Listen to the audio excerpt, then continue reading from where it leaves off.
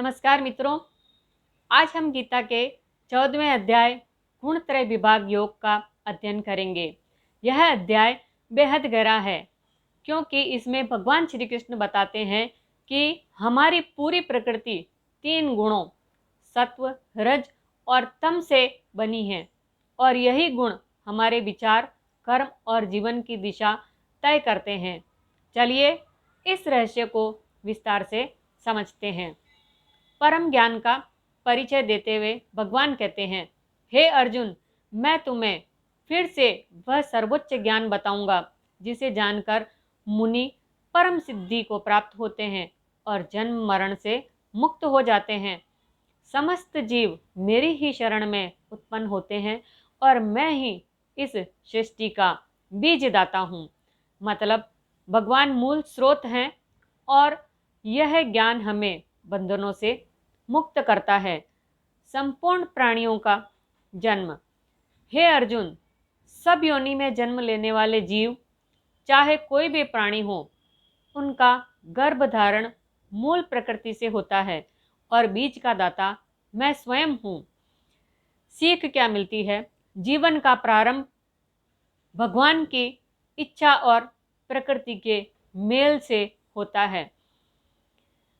3 गुणों का वर्णन करते हुए भगवान कहते हैं, प्रकृति में 3 गुण हैं, सत्व शुद्धता, रज क्रियाशीलता और तम जड़ता।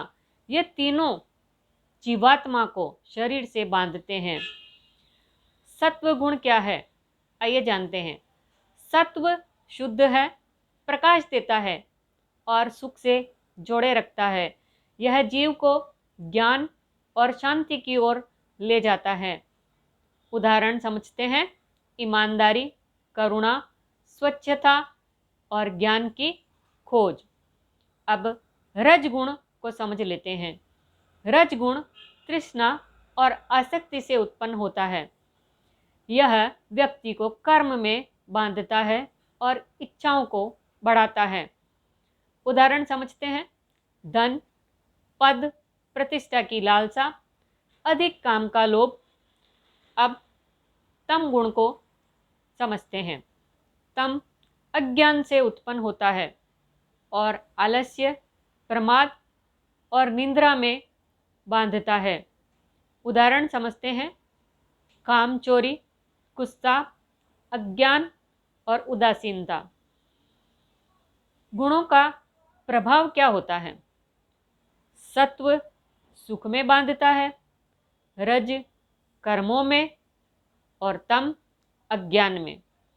और जीवन में ये तीनों गुण कभी एक दूसरे पर हावी होते हैं तो कभी दब जाते हैं। गुणों की पहचान। सत्व बढ़े तो ज्ञान, प्रकाश, संतोष। रज बढ़े तो लालसा, असंतोष, अधीरता। तम बढ़े तो आलस्य, अज्ञान, भ्रम। मृत्यु के समय गुण का प्रभाव क्या होता है, आइए समझते हैं।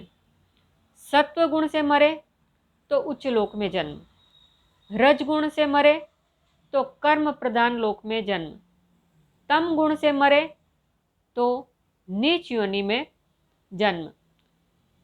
अब गुणों का फल समझते हैं। सत्व से ज्ञान और मुक्ति, रज से दुख और अशांति, तम से भ्रम और पतन। गुणों से परे होना। भगवान कहते हैं, जब साधक समझ लेता है कि यह तीनों गुण ही सभी कर्मों का कारण है और वह उनसे ऊपर उठ जाता है, तब वह अमरत्व को प्राप्त करता है। अब गुणातीत योगी के लक्षण समझते हैं। अर्जुन पूछते हैं, हे प्रभु, गुणातीत योगी के लक्षण क्या हैं? भगवान उत्तर देते हैं, सुख दुख में समान, मित्र शत्रु में समान दृष्टि, मान अपमान में एक समान, आसक्ति रहित, स्वयं में स्थित, भक्ति से मेरा स्मरण करने वाला। परम लक्ष्य क्या है? हे अर्जुन, मैं ही ब्रह्म का आधार हूँ जो अमर है और असीम सुख का स्थान है। आइए अब अध्याय 14 का सारांश समझते हैं। अध्याय का नाम गुणत्रय विभाग योग। 3 गुण सत्व, शुद्धता, रज, क्रिया, तम, जड़ता। प्रभाव क्या होता है? सत्व सुख, रज कर्म, तम अज्ञान। मृत्यु के समय गुण के अनुसार अगला जन्म।